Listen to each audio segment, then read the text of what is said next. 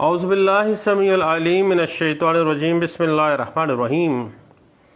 حق شفع ایسا حق خریداری ہے جو ایک شخص کو دوسرے شخص کی خرید کردہ غیر منقولہ جائیداد کے اوپر حاصل ہوتا ہے۔ یعنی شفع ایک ایسا حق خریداری ہے جو ایک شخص کو دوسرے شخص کی خرید کردہ اموویبل پراپرٹی پر بوجہ شریک، خلیط یا پڑوسی ہونے کے اس کو وہ حق حاصل ہو جاتا ہے۔ اب شافی جو ہے جو حق شفع جس کو حاصل ہے، اس کی بنیادی طور پر ہم نے پہلے بھی بات کی ہے کہ یا وہ شریک ہے، یا وہ خلیط ہے، یا وہ جار ہے۔ تین اس کی شافی کی قسمیں ہیں، اور تین شخصوں کے علاوہ کسی اور شخص کو شفع کے دعوے کا حق حاصل نہیں ہے۔ اب پہلی بات آ جاتی ہے، شافی شریک کون ہے؟ وہ شخص جو جائیداد میں حصے دار ہے یا شریک ہے، کو شیرر ہے، وہ شافی شریک ہے۔ اب شافی خلیط کون ہے؟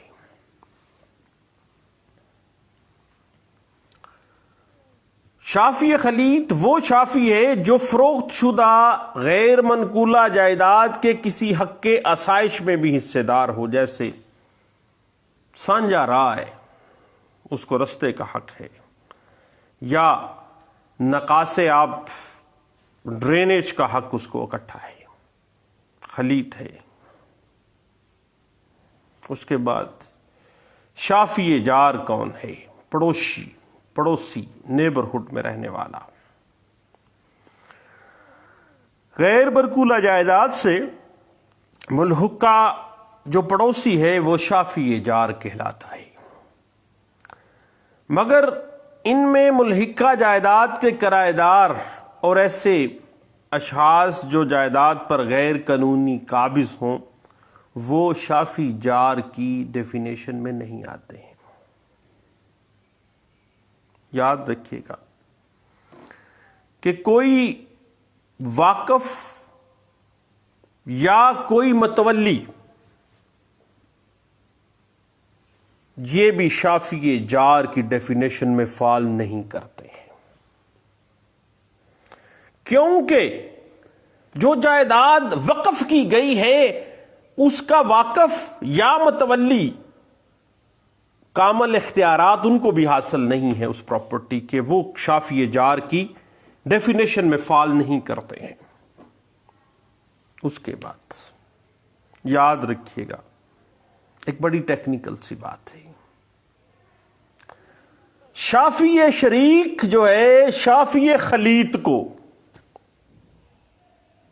شافی شریک یعنی جو حصہ دار ہے اس پراپرٹی کا، شافی خلیط وہ پرسن جو اس پراپرٹی کے حق آسائش میں حصے دار ہے۔ شافی شریک جو ہے وہ شافی خلیط کو، اور شافی خلیط شافی جار کو حق شفع سے محروم کر دیتا ہے۔ یعنی شافی شریک شافی خلیط سے سپرسیڈ کر جاتا ہے، اور شافی خلیط شافی جار سے سپرسیڈ اس کا رائٹ کر جاتا ہے۔ البتہ ایک بات، ایک ہی قسم کے لوگ ایک سے زائد ہونے کی صورت میں اس جائیداد کی حصہ داری میں برابر کے حصے دار ہوتے ہیں۔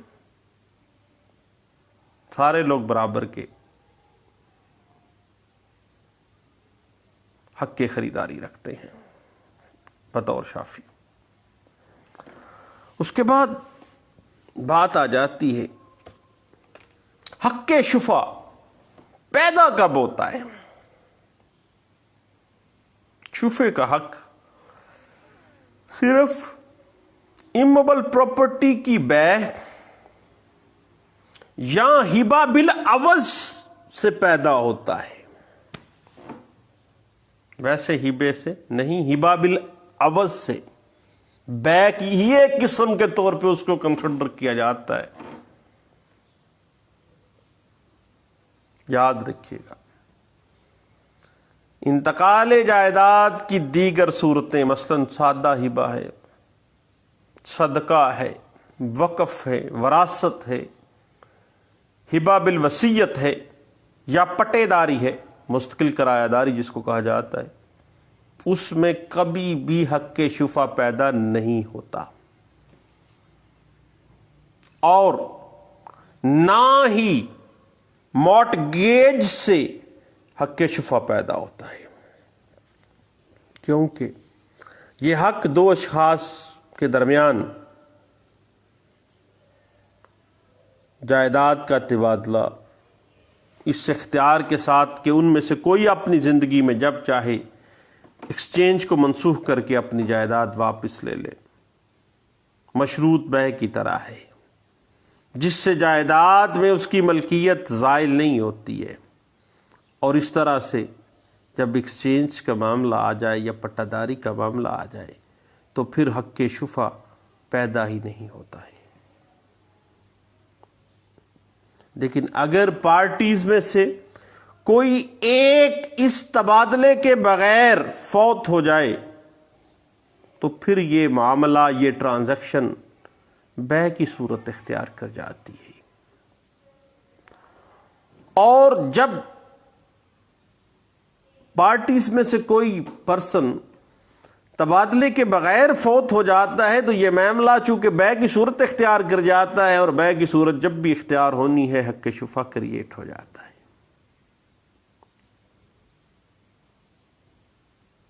اس کے بعد ایک اور بات ذہن میں رکھیے گا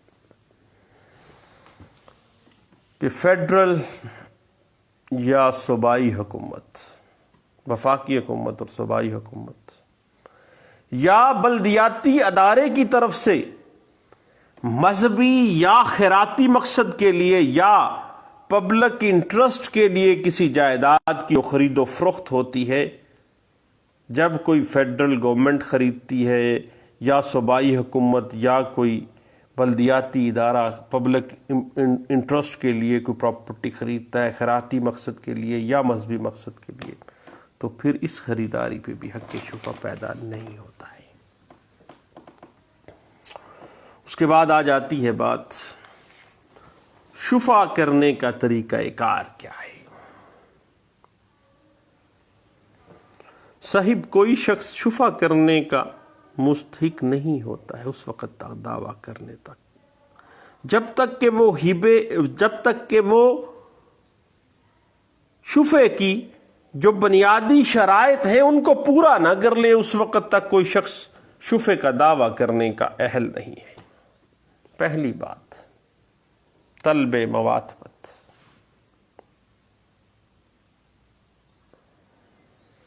طلب موافقت یہ ہے کہ بیع کی خبر سنتے ہی فوری طور پر شفع کا دعویٰ کرنے کے ارادے کا اظہار نہ کر دے، جب تک شافی اظہار نہ کر دے، جب تک وہ طلب نہ کر لے، اس وقت تک طلب موافقت پوری نہیں ہوتی۔ یعنی خبر جو ہی سنی ہے فوری حق شفع انڈیکیٹ کر دیا ہے، طلب کر دی ہے۔ اس کے بعد بات آتی ہے طلب اشہد کی۔ طلب اشہد یہ ہے کہ شافی اپنے حق شفع کو کم از کم 2 گواہان کے روبرو طلب کرتا ہے تو وہ طلب اشہد کہلاتی ہے۔ اب صاحب شفع کا دعویٰ کرنے والا جو شافی ہے اس کو چاہیے کہ وہ طلب موافقت کے بعد طلب اشہد کا تحریری نوٹس جو کہ 2 گواہان سے مصدقہ ہو 15 دن کے اندر بذریعہ رجسٹری ڈاک ارسال کر دے، اور ڈاک کی سہولت نہ ہونے کی صورت میں 2 گواہان کی موجودگی میں خریدار سے وہ جائیداد کو طلب کر لے۔ اس کے بعد یہ بات ذہن میں رکھیے گا کہ یہ ضروری نہیں ہے کہ طلب مواطبت اور طلب شہادت شفیع بذات خود کرے۔ یاد رکھیے گا کہ شفیع کا کوئی ایڈمنسٹریٹر یا کسی ایسے شخص کی طرف سے جسے طلب کے بارے میں اختیار دے دیا ہے شافی نے، اگر وہ طلبیں پوری کر دیتا ہے تو اس کا یہ عمل کافی تصور کیا جائے گا، اور اگر شافی نابالغ ہے تو اس کا حقیقی ولی اس نابالغ شافی کی طرف سے طلب کر سکتا ہے، طلب مواطبت بھی اور طلب اشہد بھی۔ اس کے بعد تیسری طلب کی بات آتی ہے، طلب خصومت۔ طلب اشہد کے بعد خریدار کی طرف سے جائیداد دینے سے انکار کی صورت میں شافی اگر مطمئن ہو کہ اس نے قانون کے مطابق حق کے شفع کے تمام لوازمات پورے کر دیے ہیں تو کمپیٹنٹ کورٹ میں شفع کا دعویٰ دائر کرے گا۔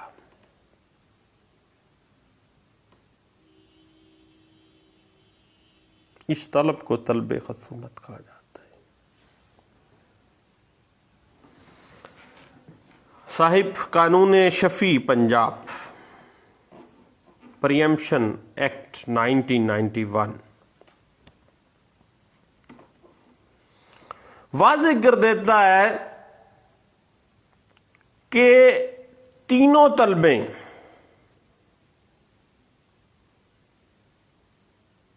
شافی جو کرتا ہے ان کی ٹوٹل تمام کارروائی کی میعاد سماعت 4 ماہ ہے، اور 4 ماہ گزرنے کے بعد شافی جو ہے وہ پریمپشن کا دعویٰ دائر نہیں کر سکتا۔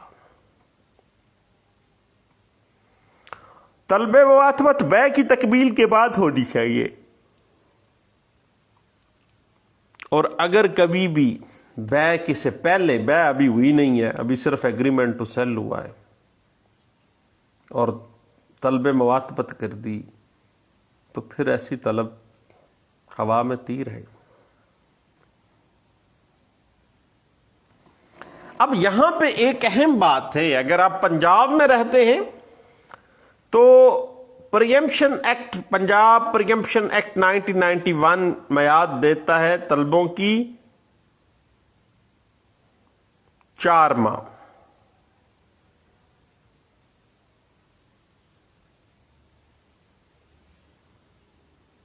جبکہ پریمپشن ایکٹ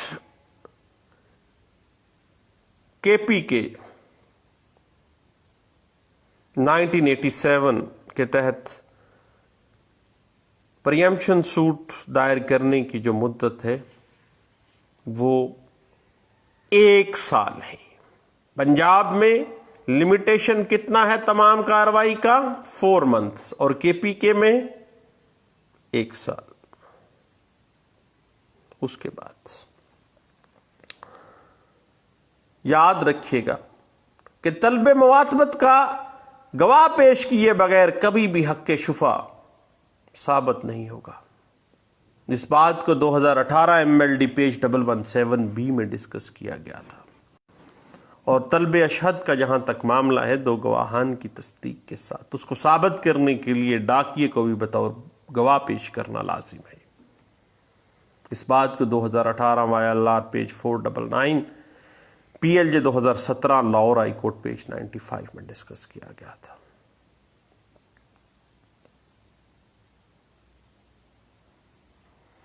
ایک بڑی ٹیکنیکل سی بات ہے سر، ذہن میں رکھیے گا صاحب، کہ پریمپشن رائٹ کے اندر بدریہ ترمیم طلب ایڈ کرنے کی اجازت نہیں ہے کبھی بھی۔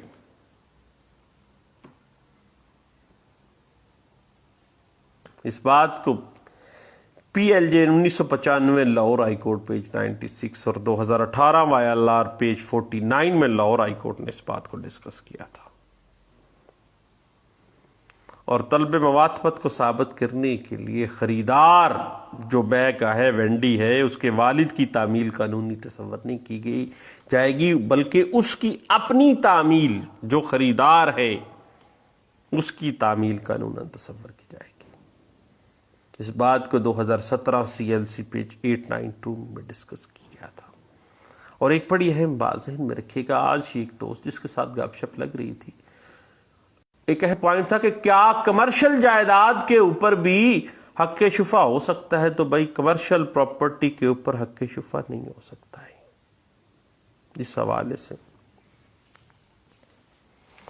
PLJ 2017 Lahore high court page 359 واضح کر دیتا ہے، البتہ زرعی اراضی کے کمرشل اراضی میں تبدیل ہونے کی صورت میں بطور کو شیرر مدعی کا حق سپیریئر نہیں رہے گا، کیونکہ ایگریکلچرل کنورٹ ہو گئی کمرشل میں، حیت النوعیت ہی بدل گئی ہے۔ اس حوالے سے PLJ 2017 Peshawar high court page 117 اس بات کو ڈسکس کرتی ہے۔ صاحب، دعویٰ حق شفا میں طلب اشہد کے گواہان کے نام درج نہ کرنا مدعی کے لیے فیٹل نہیں ہے۔ اس بات کو PLJ 2017 Lahore high court page 714 میں ڈسکس کیا گیا تھا۔ اور جو بندہ آگے بیک انفارمیشن دے رہا ہے، انفارمر کو بطور گواہ پیش نہ کیا گیا، تو طلب اشہد کے نوٹس کی تعمیل بارے صفحہ مثل کے اوپر اگر کوئی شہادت بھی نہیں ہے، جو طلب اشہد بھیجوایا گیا اس کی لفافہ رجسٹری ایگزیبٹ نہیں اگر کروائی جاتی ہے، نہ ہی رسید ہے، نہ ہی ڈاکیے کو بطور گواہ پیش کیا گیا ہے، تو پھر ایسا preemption suit in the eye of law sustainable ہو سکتا ہے؟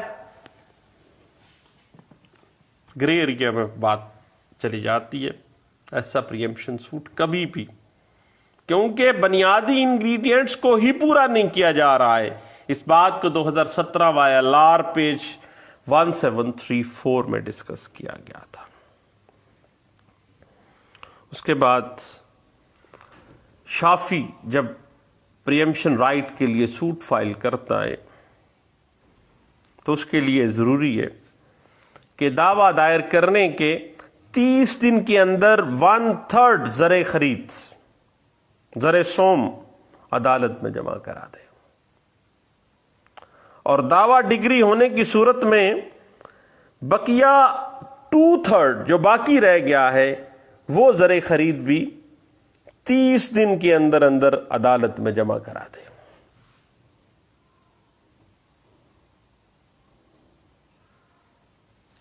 اور ایک اور بات ذہن میں رکھیے گا کہ اگر شافی نے وینڈی سے، خریدار سے سمجھوتا کر لیا یا کسی دوسرے طریقے سے بے کو سنا اور بے کو تسلیم کر لیا، تو پھر اس بیچارے کا، اس شافی کا حق شفا کالعدم ہو جائے گا، زائل ہو جائے گا۔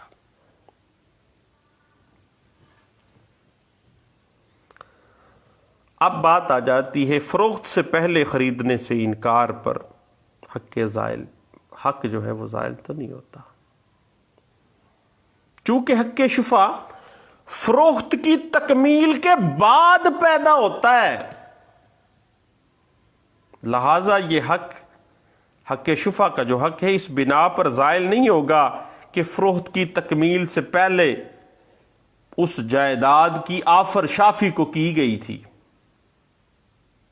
اور اس نے خریدنے سے انکار کر دیا تھا، اس وقت کیا تھا، اب وہ تکمیل ہو گئی ہے بے کی، اب حق شفا تو بے ہونے کے بعد پیدا ہوا ہے، اور حق شفا اس بنا پر بھی زائل نہیں ہوتا کہ اس کو بے کا پہلے سے علم تھا، اس نے بے کو، بایا کو جائیداد خریدنے کی کوئی پیشکش خود نہیں کی تھی، اس سے قطعی صورت کوئی پریمپشن رائٹ زائل نہیں ہوگا، کیونکہ پریمپشن رائٹ کی کریشن ہی بے مکمل ہونے پہ ہوئی ہے۔ اس کے بعد ایک اہم معاملہ آ جاتا ہے کہ مدعی کی موت کی صورت میں ورثاء کا حق شفع کہاں فعال کرتا ہے؟ عام حالات میں شفع کا حق ناقابل انتقال اور ناقابل تقسیم ہے، لیکن شفع کرنے والا جو شافی ہے اس کی موت کی صورت میں یہ حق ورثاء کو منتقل ہو جاتا ہے، بطور وراثت ادھر چلا جاتا ہے۔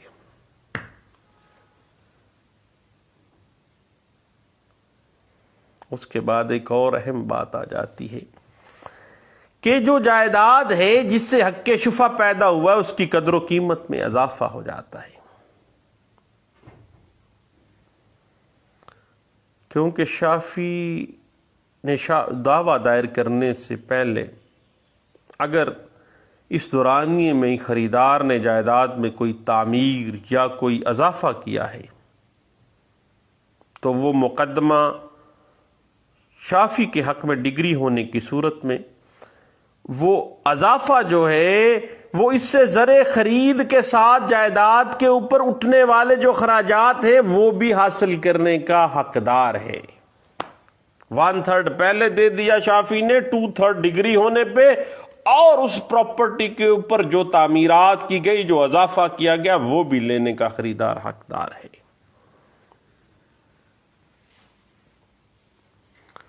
البتہ ایک بات ذہن میں رکھیے گا، ایک بڑی اہم ہے کہ خریداری کے بعد اس نے اضافہ کیا ہو، اگر دعوے کی تعمیل ہو گئی ہے اور دعویٰ دائر ہونے کے بعد خریدار نے پھر بھی جان بوجھ کر اس پراپرٹی کے اوپر کوئی اضافہ کر دیا، کوئی تعمیر کر دی، تو پھر وہ معاوضہ پانے کا حقدار تو نہیں ہے، وہ تو میلا فائڈ انٹینشن ہے اس کے، کہ پتہ بھی چل گیا کہ حق شفع ہو چکا، دعویٰ ہو گیا، پھر بھی وہ اضافہ کر رہا ہے، تعمیر کر رہا ہے۔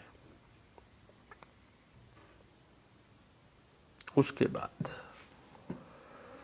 ایک اہم ٹیکنیکلٹی ہے شفع کے مقدمات میں، وہ ہے زر خرید کا تعین۔ فریقین کے درمیان زر خرید کے تنازع کی صورت میں کمپیٹنٹ کورٹ زر خرید کا تعین خود بھی کر سکتی ہے، جس کے لیے وہ اس قیمت خرید کو جو فروخت کنندہ نے وصول کی ہے اس کو مد نظر رکھے گی۔ اور دوسری بات، جائیداد کے اوسط سالانہ منافع کی تخمینہ شدہ رقم سے بھی اس چیز کو مد نظر رکھ کے زر خرید کا تعین کیا جاتا ہے۔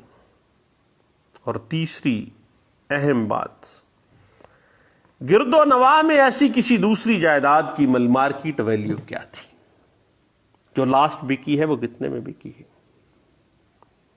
اور چوتھی کہ ماضی قریب میں اس علاقے کی اس گرد و نواح کی دوسری جائیداد کی قیمت فروخت کیا تھی، کتنے میں فروخت کی گئی ہے۔ اب صاحب بات ذہن میں رکھیے گا کہ طلب شہد نوٹس کے اوپر 2 گواہان کی تصدیق اور اس نوٹس کی مدعا علیہ سے تعمیل ہونا ثابت کرنا لازم ہے، ادروائز دعویٰ فارغ ہے۔ اس بات کو سپریم کورٹ آف پاکستان نے 2017 SCMR پیج 309 میں ڈسکس کیا گیا تھا۔ اب ایک اور بڑی اہم ٹیکنیکلٹی ہے کہ اگر پریمپشن سوٹ کے اندر شافی نے اپنے سپریریئر رائٹ کی پلی نہ لی ہے تو پھر ایسا پریمپشن رائٹ جو ہے اس کے اوپر دعویٰ منٹینیبل نہیں ہوگا۔ اس بات کو 2017 YLR پیج 23 نوٹ 29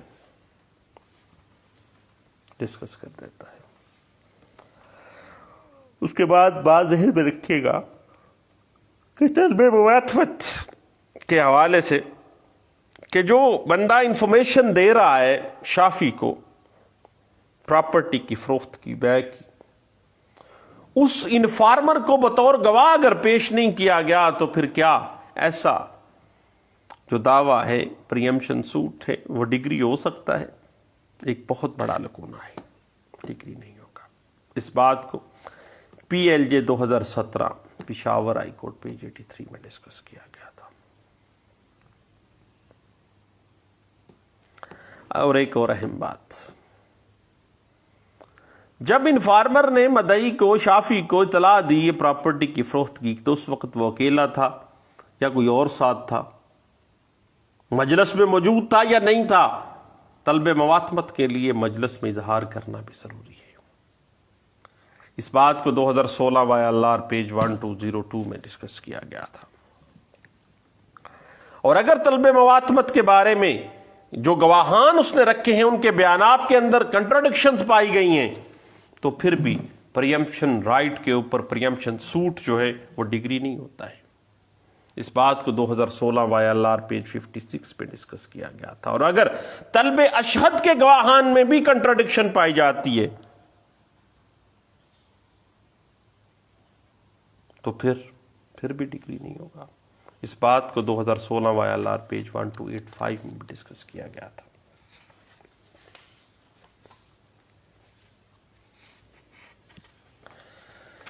اب بات اس طرح سے ہے کہ گواہ کو پتہ ہی نہیں تھا کہ نوٹس جب دیا گیا ہے طلب اشہد کا، اس میں لکھا کیا گیا تھا، تضاد آ گیا، دعویٰ خارج۔ 2016 CLC پیج 111 اس بات کو ڈسکس کرتا ہے۔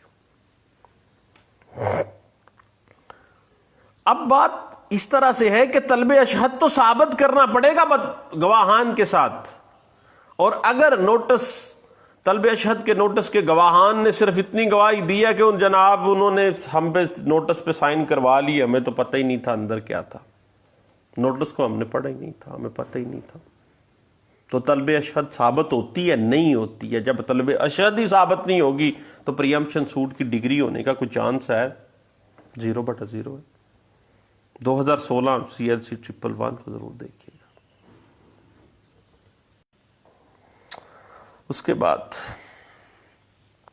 پریمپشن سوٹ دائری کے بعد زر سوم جمع کروانے کے لیے 30 ڈیز کی مدت پنجاب پریمپشن ایکٹ 1991 مقرر کر دیتا ہے۔ PLJ 2014 Lahore high court page 717، 2016 MLD page 383B جو ہے اس بات کو انٹرپریٹ کر دیتا ہے۔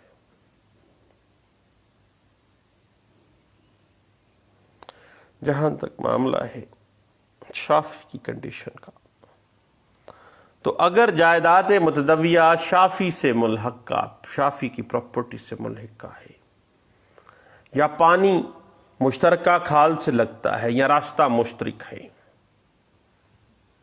تو پھر اس کا لوکس اسٹینڈا ہے، وہ شافی کی ڈیفینیشن میں فال کر جاتا ہے، اس کا اپنا سٹیٹس کھل کے سامنے آ جاتا ہے۔ اس حوالے سے PLD 2015 سپریم کورٹ پیج 27 ہمیں کچھ گائیڈ لائنز دے دیتا ہے۔ اب اگر ڈیورنگ ایویڈنس گواہ نے تسلیم کیا کہ اسے علم نہیں ہے کہ نوٹس میں لکھا گیا تھا، اس کے صرف خالی پیپر پہ جناب دستخط کروا لیے گئے، یا نوٹس ہمارے سامنے لایا گیا اور گواہ نے کہا کہ سائن ہو گئے ہیں، تو کیا طلب ثابت ہونی ہے؟ طلب ثابت نہیں ہے، دعویٰ بھی ثابت نہیں ہے، فارغ ہے دعویٰ۔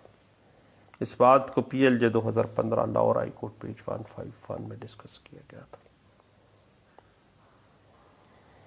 کیونکہ طلب اشہد اس بات کو ڈیمانڈ کرتا ہے کہ 2 سچے اور راست باز گواہان کو پیش کرنا ضروری ہے جن کی باتوں میں تضاد نہیں ہونا چاہیے۔ 2015 SCMR پیج 808 اس بات کو ڈسکس کر دیتا ہے۔ اب صاحب پریمپشن سوٹ جو ہے ایک تھوڑا سا ٹیکنیکلٹی کے ساتھ چلتا ہے، تو انشاءاللہ اس کے لیگل ایشوز اور ٹیکنیکلٹیز کے لیے دوبارہ مل بیٹھتے ہیں، پھر اس پہ گپ شپ لگاتے ہیں، دوبارہ ملتے ہیں، دعاؤں میں یاد رکھیے گا۔ تھینک یو، اللہ حافظ۔